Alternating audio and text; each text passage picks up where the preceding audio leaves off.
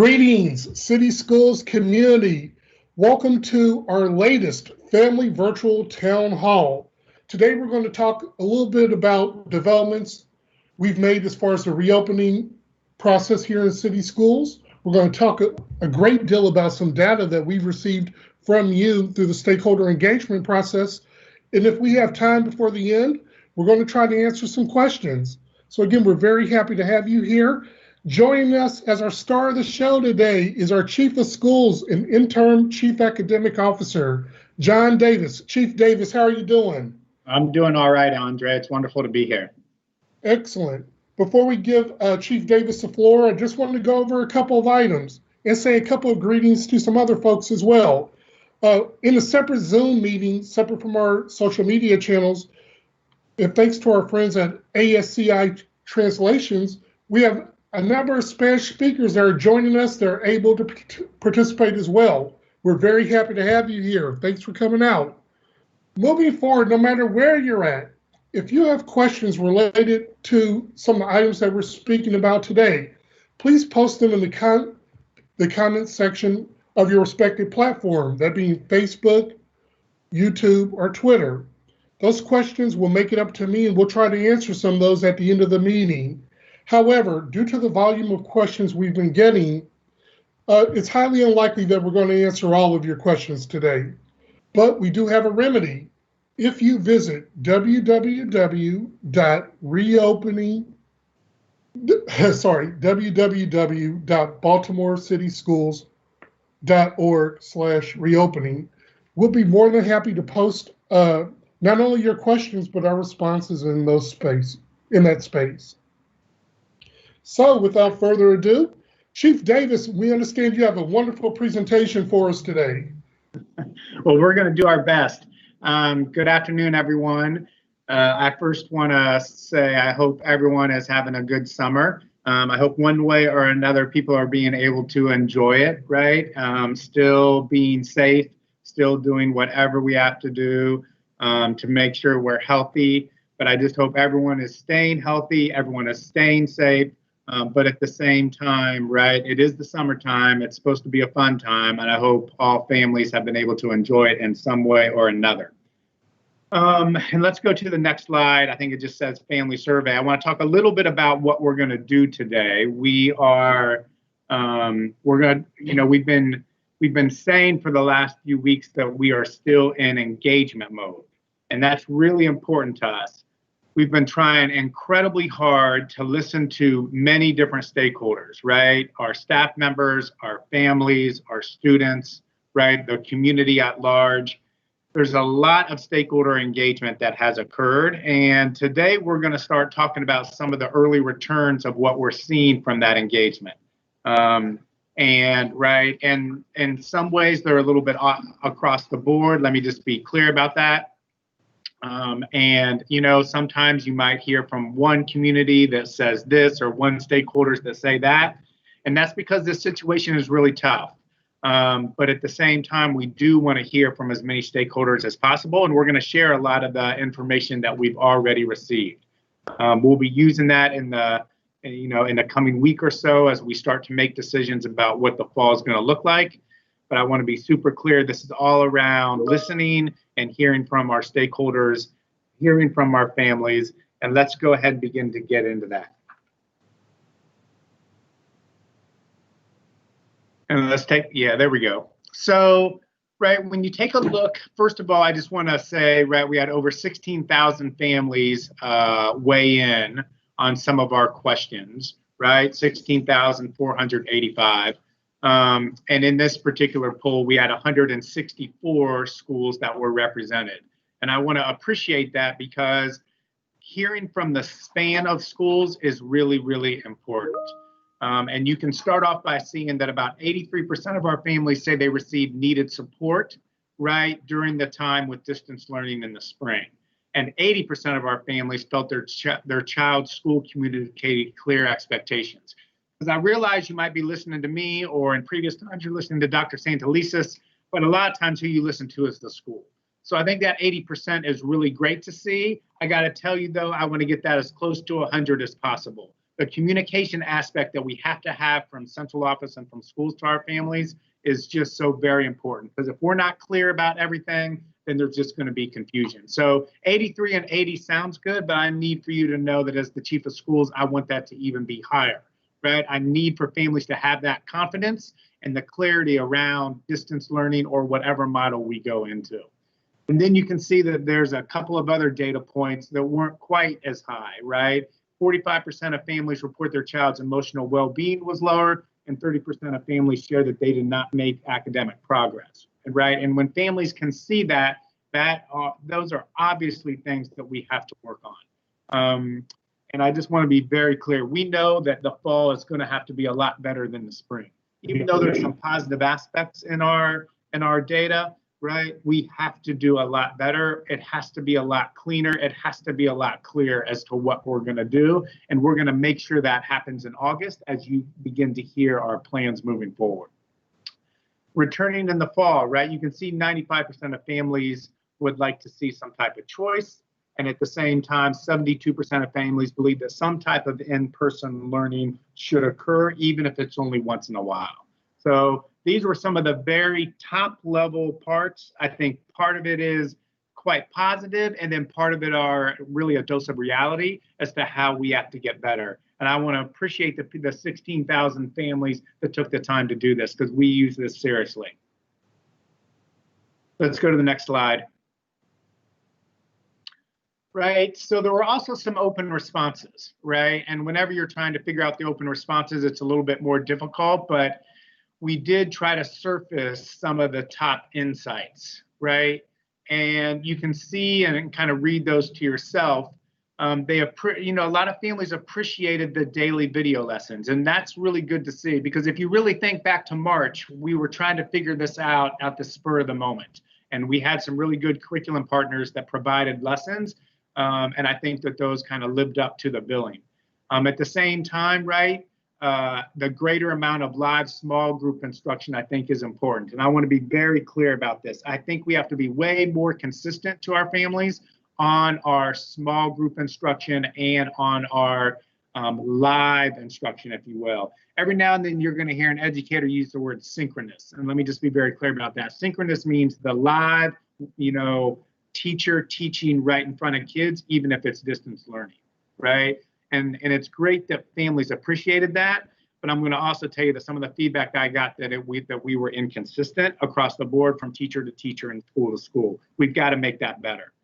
I'm also just going to go ahead and start bringing up the fact that as our communication gets better, we know we've got to orient families, no matter if we go in the hybrid direction or if we go in the virtual direction. We've got to spend time at the beginning of the school year being very clear, right? Probably even face-to-face clear about what it looks like. Not just being able to read something online, not just being able to see something on paper. But what I really want to do is make sure that we bring families in small groups, and no matter what the model is orient them so that there is complete transparency about how we're rolling in the coming year. The second insight that you see at the bottom, I think, is a real one as well. And many of us, including myself, definitely at times, right?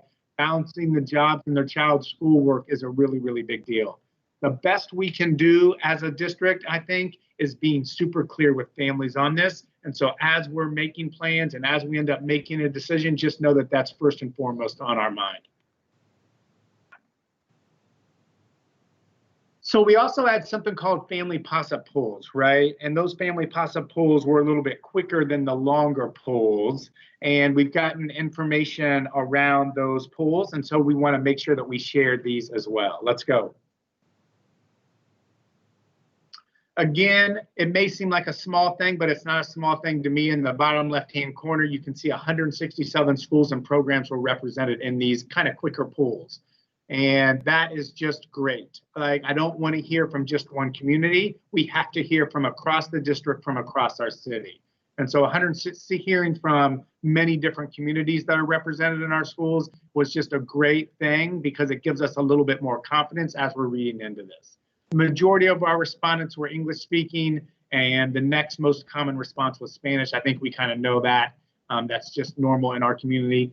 And you can also see that for this poll, we had over 8,000 respondents. And so that's really a big deal, all right? That's enough that you can glean information from. Let's go. Right, this is a pretty big deal, right? With the health and safety protocols, how comfortable would you return? How comfortable would you feel returning to school, right? And you can kind of see the majority of families are not comfortable with this right now.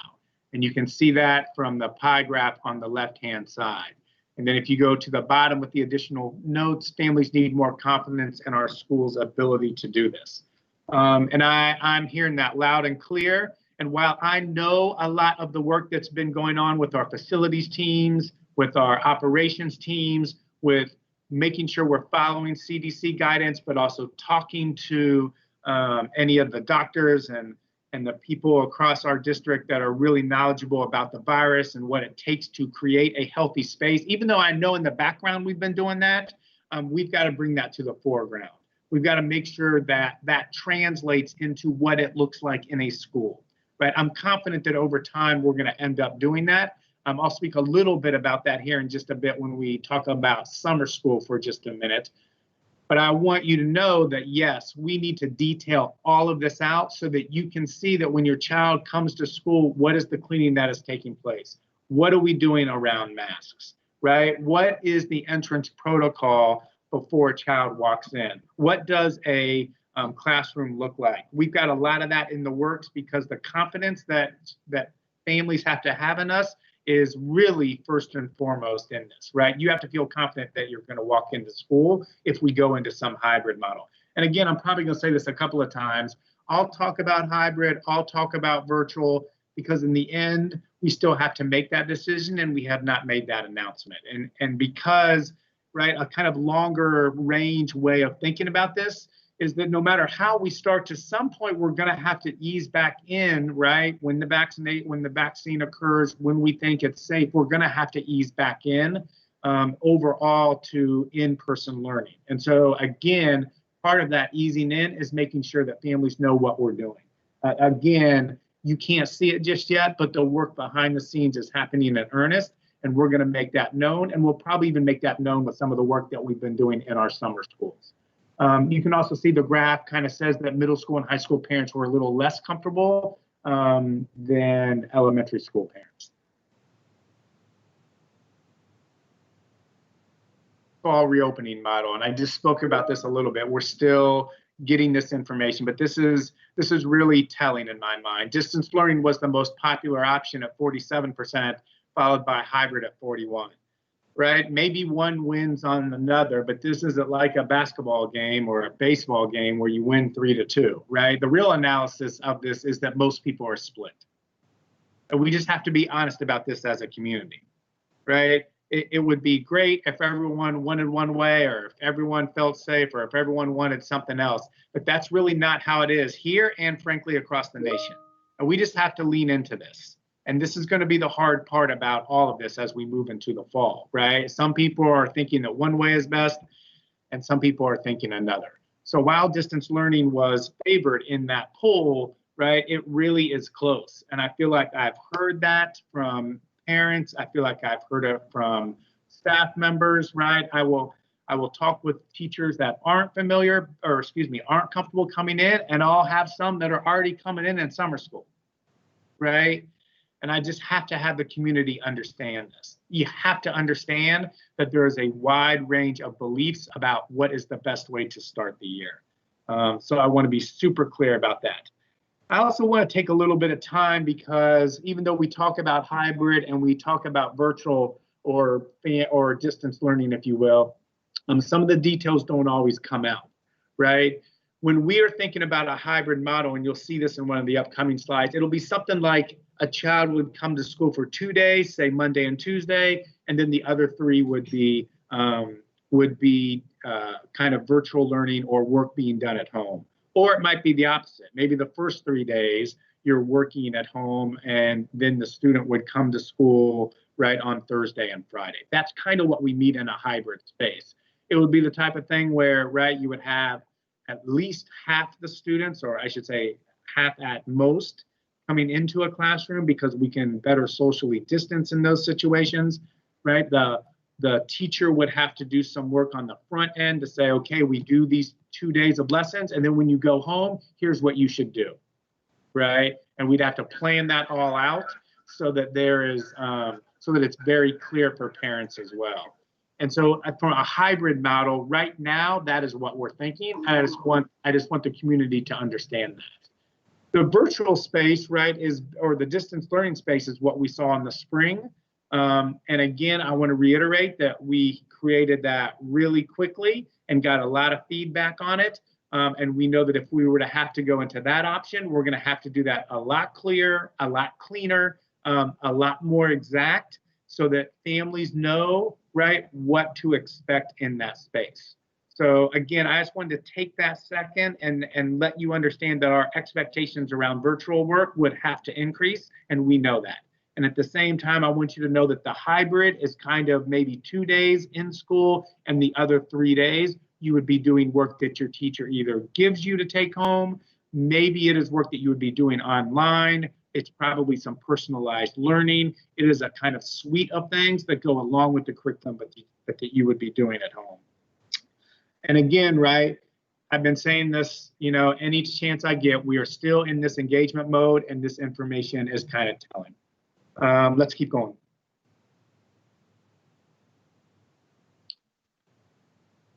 Right, then we also asked that when you get to kind of a preferred model, right, what type of model with respect to in-person and distance learning would people prefer, right? We gave different types of examples where maybe pre-K to 6 students attend in person and the older students use a hybrid model. So we gave a lot of different examples to this and tried to get feedback from our families, right? And you can see that really the alternating days type of hybrid model is what families kind of pushed on and thought would be best. So if we go hybrid, I think it does make sense that there would be some type of alternating days, like I said, where maybe you're in school for 2 days and not in school for the other 3. And I do think that as we get down that hybrid path, that very last point is really important, right? We have to give cleaner information. Right now, it's very high level because we want families to really think in that way. But now we got to take the next step as to what that means when a student walks in. And I think maybe I'll take just a second and talk about that a bit. I was at the opening of our summer school on Monday, right? And on Monday, right, we just had a few schools open up with just a few in-person kids. Most of our summer work is being done virtually. But there are just a few schools, and we're bringing in, right, students so that there's about 6 students per class because we want to start off very, very small. And I'll tell you, right, we have very good protocols in place. It was great to see, quite honestly. They get checked with some questions at the beginning, right, making sure they've got masks. We talk with the families, right? Our principals did a great job of reaching out to families ahead of time so that they would know what's going on. When you walk into the classroom, you can see the students being socially distanced. Everyone had a mask. People are washing their hands appropriately, and we've got breaks along those lines. And so I kind of share that eventually, whenever we have to go to a hybrid model, maybe we start with it, maybe we have to phase it in. No matter what we do, right, we are learning from this summer. And I'm going to tell you at first, I thought it was pretty positive what I saw. And again, it probably wasn't as many students as we would like. We started off with very small amount. We can get more than 6 inside a classroom and socially distance appropriately. But seeing that summer school is really, it was really telling. And we've got to do a good job and a better job of really making sure our families begin to see that so that whenever we go to hybrid, people understand that we've got steps in place. I spent, the better part of the morning at a school and just made sure that from what I was seeing, it made sense. But we've got to broach that and make sure everyone sees it. Right. We can also see that some parents assumed all students would be in school for consecutive days. Right. And I just want to be clear that in a hybrid model, that's not what it would be. Right. You wouldn't be in for half a day. and then coming back out the other half. It's really about 2 full days in a hybrid model, and I just want to make that clarification. All right, let's keep going. So most of those, or all of those previous points of data were based on surveys and polls from our families. But I also want to share what we saw when we surveyed our staff members as well. First of all, just the basic information, right? When we surveyed our staff members, we heard from about 1,500 respondents in total, and you can see the vast majority of them were our instructional staff. So you can mostly thank teachers, maybe paraeducators that are working with teachers. For the most part, right, 76% of this is about teachers and what they kind of thought around these areas of different models and how comfortable they are. Let's keep going.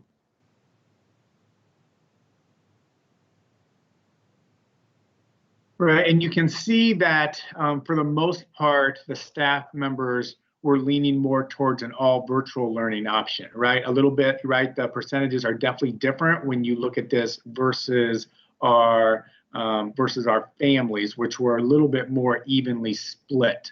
I feel like that's telling. And again, I just feel like different groups of people, right? Different stakeholders, like we're just going to be across the board. We are just across the board on what we are looking at and what we feel comfortable with. And again, we're showing this to be very transparent and just to be honest that there isn't one thing across the board. Even, again, right, even if 72% wanted all virtual, there's still 25% that, right, would choose the hybrid model and come right into school. And I saw that again because, again, I saw 5 teachers at a few schools, right, that came in for summer school, because I know that some people are fine and they're ready to go in, but that's not everyone.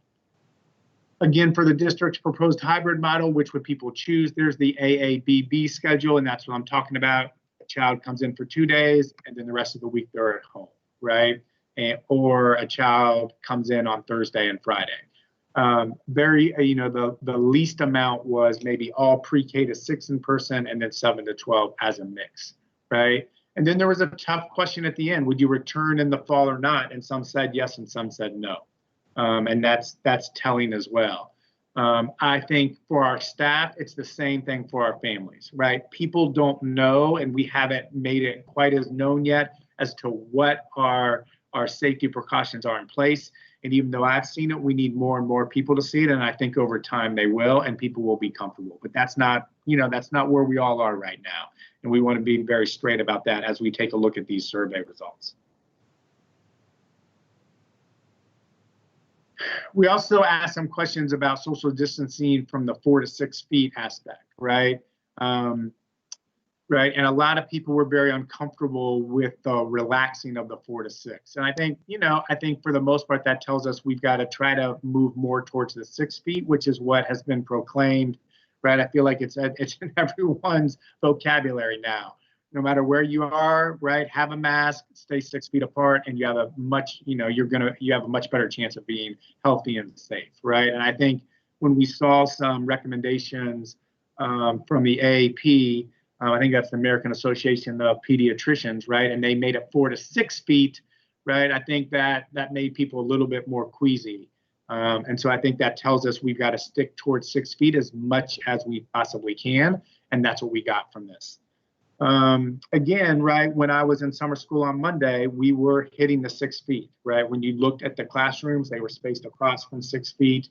There was a lot of discussion from the teachers and the students about what that means, right? And then when you go out to wash your hands, staying 6 feet apart, you see things on the floor, right, that are marked off to make sure everyone knows that, we're 6 feet apart. So all of that is beginning to take shape. And I think over time, people are going to be more comfortable, but we are where we are right now. I think, let's go to the next slide, and then we'll talk about a couple other things, right?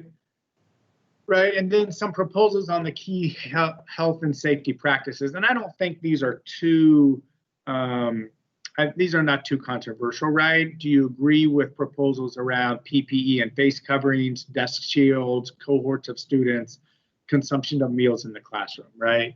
And yes, people are way more comfortable when you're taking these into consideration.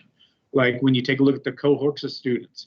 For the most part, we don't want students to move too much in and out of the building, right? They're going to have to move some. Kids can't stay still forever, right? But at the same time, for the most part, keeping them in cohorts, right, is probably the right thing. And you can see that 68% of our staff believe that. Same thing if we have desk shields and, of course, PPE and face coverings. I feel like that's a no-brainer, to be real honest with you. This begins to talk about like what we're thinking about with hybrid. It also begins as a kind of reminder about the fact that, right, as we're doing all the health and safety work, we also have to make sure that our families have the right devices that they need to go along with the health and safety. And I feel like we passed out over 19,000 devices, if my memory is correct. But I want to tell people that even if families still need devices, if you're on here and you're like, yeah, I didn't get one for whatever reason, we are still making sure that families get devices and being open at North Avenue between 10 a.m. and 6 p.m. starting next week to pick up devices. And so please know that as well as kind of just another insert in here. We don't have a slide about that, but I know that that's something available for families. So beyond the health and safety, just make sure that if you need devices, that between 10 and 6 at North Avenue, you can go up and pick up one. You have to sign out for it and all that kind of stuff, but it's there. Just like with families, we had open responses with staff, right? Even though some staff are uncomfortable, they know that they might have to come back to work, right? While some may not choose to and might have to take a leave of absence, right? That's one big open response that I feel like we heard, right? And while virtual learning is something that I think is seen from our staff as the safest option, right? They know that we have to have fidelity around the PPE supplies, around the health and safety measures. I feel like that goes exactly with the data we saw on the previous slide. People agree with it. And I think when people see what it looks like in a school, some of this will begin to go away and people will end up feeling more comfortable. Right? Staff also wanted more information about responsibilities, breaks, right? Their sick leave and hazard pay, right? We talked to them a decent amount about, right, what their day would look like, making sure that they knew that, yes, in-person is in-person, but at the same time, we will have breaks in a hybrid structure so that kids are washing their hands and taking the appropriate health protocols into consideration, right? It's not something that we take lightly at all, right? We would put that in the schedule, right? Breaks to wash your hands, right? Breaks for any safety protocols, right? It's not just something that a teacher can do, you know, any old time. We would want to make sure those are thrown out across the day, and we made sure that people know that, right? And so all of this are around the key kind of open responses that we saw. And before we get to questions, which I feel like is where we're going to head to, I just want to be very clear, right? A lot of people have weighed in. We've done focus groups that are even beyond this.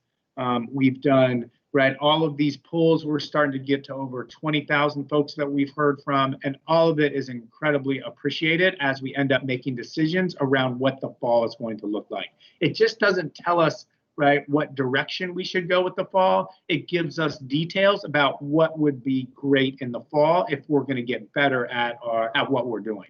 And so if it's virtual, right, we got a lot of virtual or distance learning. If it's that, then we got a lot of feedback around, yes, we've got to be more consistent. We've got to be tighter. We've got to make sure families understand, right, what is my child's day going to look like? How can you make it easy for me, right? Part of it is live, but what clearly should a child be doing on their own, right? We heard that from our feedback. And then on the hybrid space, we heard, yes, we've got to make sure that we are adhering to all the safety and health protocols, because even though our teachers normally know how to teach, right, they do that in person all the time, the health and safety aspect of it, I feel like, is what we've got to do a better job of communicating and getting that out to everyone. So I give you those big buckets, if you will, along with all those details, because it's very important for us to hear from you. And if you were one of the ones who put in the poll, no matter if it was the Possip poll or the bigger family poll, I want to thank you for that. And let me just be very clear, we're going to be asking questions throughout the year, no matter which way we go. And I can't underestimate and I can't stress, right, softly, how we appreciate everyone bringing up all the things that they experienced. I can't tell you how many emails I get from staff members and family members, and I read them all and try to take it all into consideration as I work with my colleagues. And with that, I think we're going to start to get to some questions. Is that right, Andre? That is correct. Thank you so much, Chief Davis. Ms. Vinson, you can stop sharing your screen now. Thank you for your support. So before we go to our questions, to just emphasize what you just heard from Chief Davis. Right now, we're gathering a lot of input and we're trying to synthesize and share it with you. So take this opportunity whenever we have a focus group, a poll, we complete our surveys, or even just to send us an email through reopening@bcps.k12.md.us. We want to hear from you. It's not too late for your voice to be heard. But Chief Davis, before we take questions, we have with us Dr. Lynette Washington, our Chief of Operations. Dr. Washington, how are you doing? Doing well. How are you, Andre? I am fine. We're looking forward to hearing from you because you see the chat just like everyone else. And we tend to get a lot of questions about what are we doing in relation to our buildings, to prepare them for the day that students come back. And I know we've had some developments in facility cleaning and air filtration. Can you share with the audience just briefly, just at a very high level, where we're at? And Chief Davis, you can turn your camera off for a second as well. So thanks, Andre, and good afternoon, everyone. I would say yes, I've heard and I've watched the chats of a lot of questions around two very important parts, around air filtration and also around cleaning of our buildings. And it's something that folks are talking about around the country, not even just for buildings, they're talking about it for hospitals, a number of different places. So one of the things I want to start off by saying is that the operations team has been in consultation across the board with a number of other health professionals. Right now, we are working with a health consortium that's made of the Johns Hopkins University, the University of Maryland, Morgan State University, and also the Baltimore City Health Department. So we're consulting across the board with some of our external partners. We're also consulting across the industry just to say what are the best practices and what are the best options to keep our children safe. And so I'll start off with the disinfecting and the cleaning of our spaces. It's one that I consistently see over and over again. And I want to say what we do currently and then talk a little bit about what we've done more extensively given COVID. And so what we do currently is that we provide guidance to our schools, particularly for our custodians around how to clean and disinfect our buildings and our spaces. And then on an annual basis, we have inspectors that go out with this very rating and very robust system by which they're looking at how people are cleaning and inspecting cleaning their spaces and disinfecting their spaces. And then we give more guidance to schools, customizing how they should better address their spaces. What we're doing now, that's an extra step, and it's something that Chief Davis spoke about when he gave his presentation, is that we are also developing a guidance document. And it's in the form of a standard operating procedure document that we're giving significantly more information and more details about cleaning and disinfecting. On a daily basis, custodians will be expected to do cleaning of high touch point areas, high traffic areas, on a more frequent basis. And I think that that's something that's important to note, that is very more frequent. On a weekly basis, when students are not in the space, they will be doing more deep disinfecting and cleaning.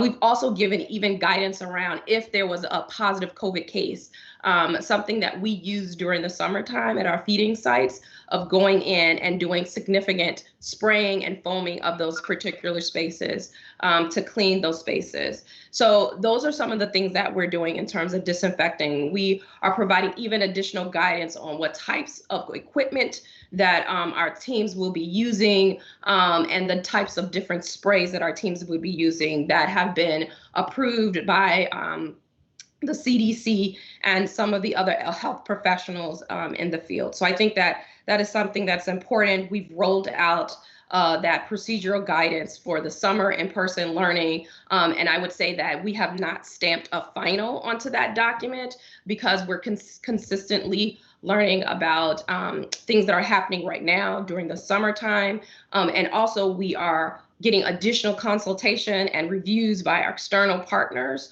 in the health field to give us additional information and insight of how we can make that guidance helpful for the team and informing on cleaning of our spaces. The other thing that we're doing around the disinfecting and cleaning is we're also looking at our custodial staffing and saying that, is it appropriate? Do we have the appropriate ratio of custodians that are in buildings to clean the buildings? Because there is a significant uptick in the number of surfaces that need to be touched, the amount of cleaning that needs to happen across the board for our buildings. And so we are looking at our staffing and looking at ways that we can supplement the staffing and better support the custodial staffing that we have that's existing within our buildings. To turn the topic on to air filtration, this is another topic that is very common conversation, not just in school buildings and hospitals across the board, because people are very concerned about the air that they're breathing in. And so I will say that people, it's not unknown. Everyone is aware that Baltimore City had issues with our HVAC systems. And even though over the last 2 years, we've done a significant amount of work in looking at structures and looking at staffing and capacity around those systems and addressing those systems, I think in COVID, we're also taking it to a completely different level too. And so one of the things that I would say around air filtration, there's 2 different things that we're working on. Number one is addressing the systems. We have 2 types of buildings in our inventory. It is buildings that have central air conditioning, and it's also buildings that don't have it. So the buildings that have central air conditioning, we're upgrading the filters, the air filters within those particular buildings. Right now, we have what the industry calls a MERV 8 filtration system. We're upgrading it to a MERV 13 filtration system, which is a higher level of filtration to address the particles in the air caused by the virus. Those are things that we are going to be implementing across all of the systems, from our most basic systems where we have univents to our more sophisticated systems where we have VRF systems. So we're addressing air in our AC buildings. For our non-AC buildings, which represent about 20% of our portfolio, so we have about 35 buildings that have non-AC, we are doing what CDC guidance is saying. And one of the things that the CDC guidance is saying, the AAP, which is American Association of Pediatrics, they're saying open windows, allow for the outside air to come in. And so what we're doing is making sure that all of our buildings that are non-AC buildings have operable windows so that we can open up those windows and allow the air to come in. We're also looking at air purifier systems. And then also, in addition to that, we're looking at low pressure fans that won't have impacts on our electrical, having to do electrical upgrades in our buildings and infrastructure. So those are the 2 main things that we're doing and looking at. Thank you, Dr. Washington, for that update. Again, we've gotten lots of questions about air filtration and cleaning, and to have you on board to answer those questions, I'm sure it's a benefit to our audience. Thank you. Chief Davis, can you come back to the floor, please? Oh, you can turn your camera off, Dr. Washington. All right, Chief Davis, earlier you presented a lot of data, a lot of information, based on feedback from our various audiences. There could potentially be someone to say, well, the data said this, but as a school district, you went in a different direction.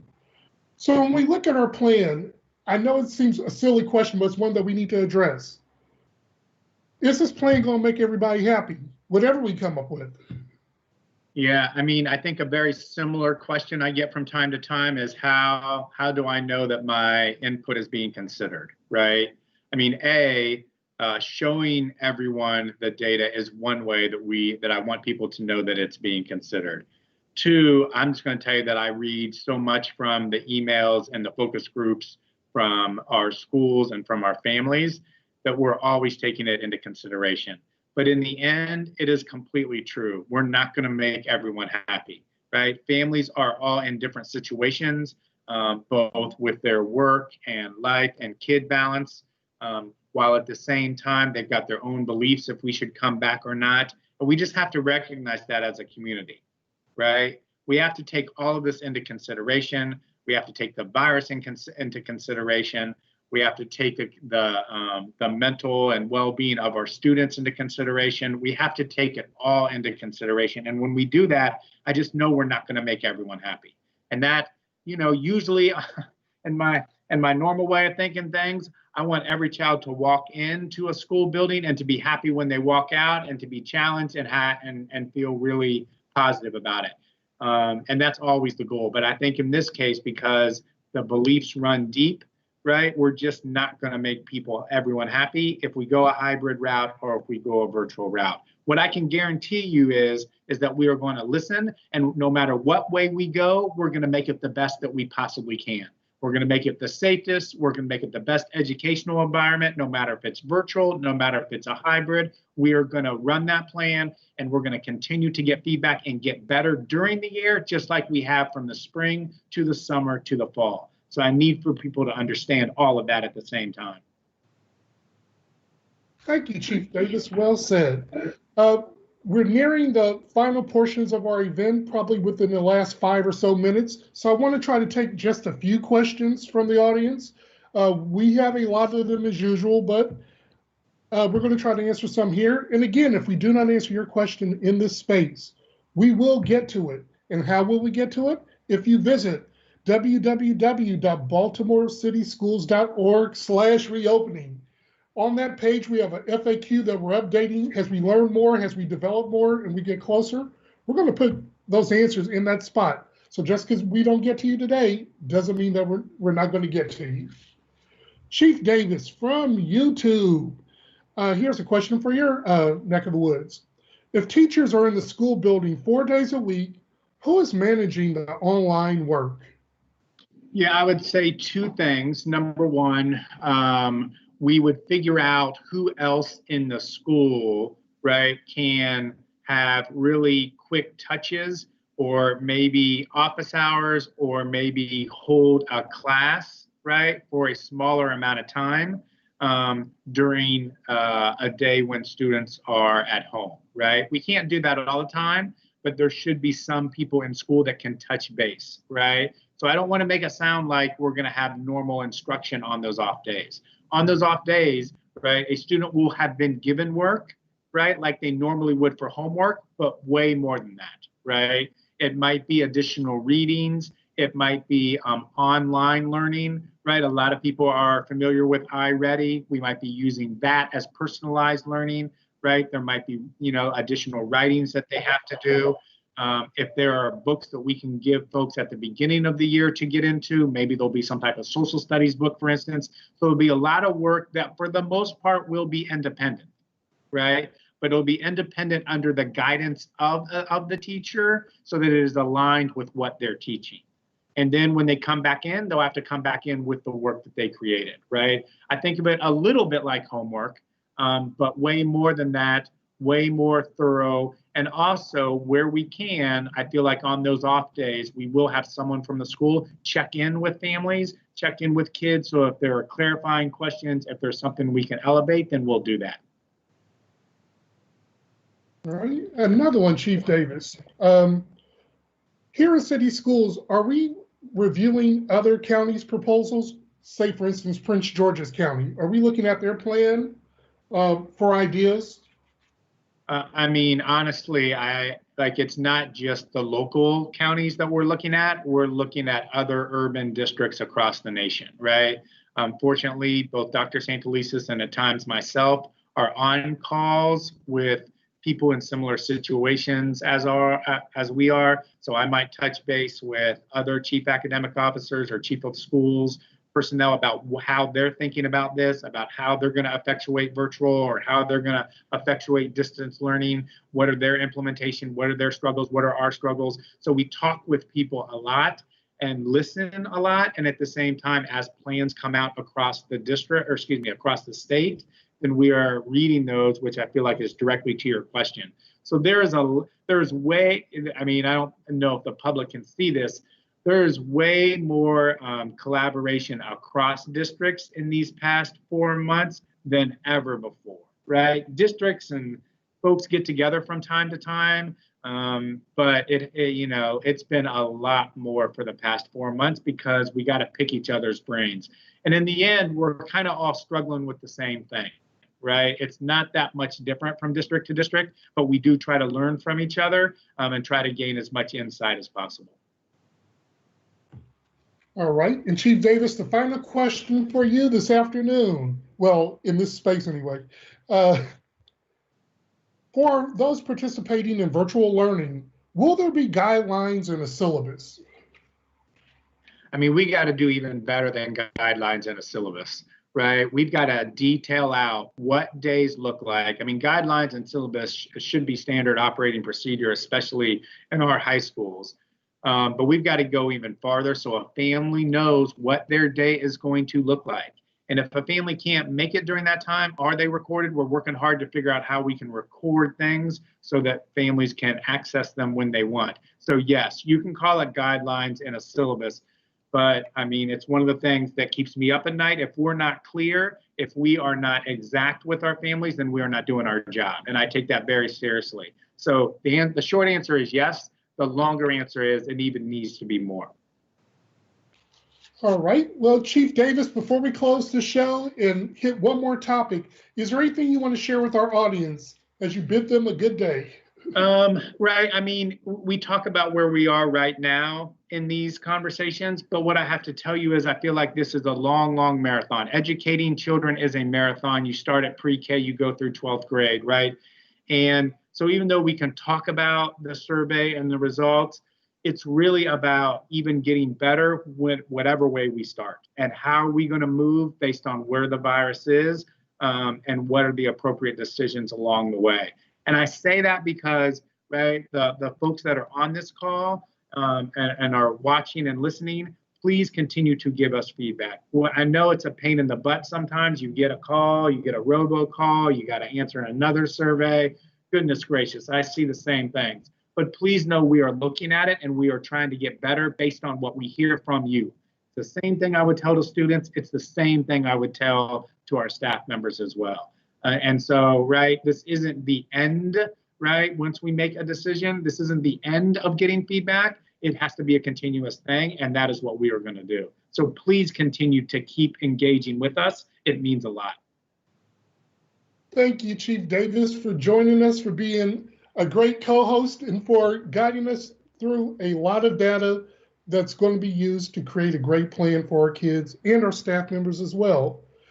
You can depart the camera, but Michael Radding, our Director of IT Technical Support Services, can you join me on the floor?